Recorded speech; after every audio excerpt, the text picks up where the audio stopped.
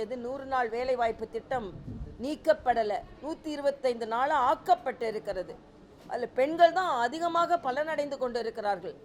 ஆனால் அந்த நிகழ்ச்சிக்கு வர வேண்டும் என்று கட்டாயப்படுத்தி ஒரு வயது முதிர்ந்த ஒரு பெண்மணியை கூட்டிட்டு வந்து அவங்க உயிரிழந்திருக்கிறார்கள். அதுவும் மனதுக்கு வேதனையானது.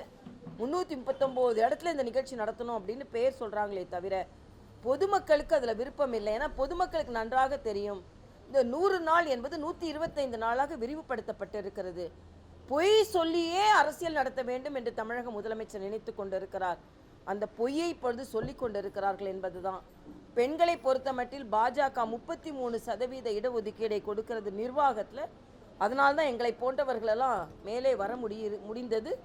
அதனால் அனைத்து கட்சியும், சமூக நீதி பேசிக்கொண்டிருக்கின்ற அனைத்து கட்சிகளும் தங்களது கட்சி நிர்வாகத்திலாவது முதலில் 33% கொடுக்க வேண்டும் என்பதை, உண்மையான சமூக நீதியை நீங்கள் காப்பவர்களாக இருந்தால் நீங்கள் உங்கள் கான்ஸ்டிடியூஷனை, உங்கள் கட்சியின் அமைப்பை மாற்ற வேண்டும் என்று கேட்டுக்கொள்கிறேன். அப்போதான் நீங்கள் சமூக நீதியை பாதுகாப்பவர்கள்.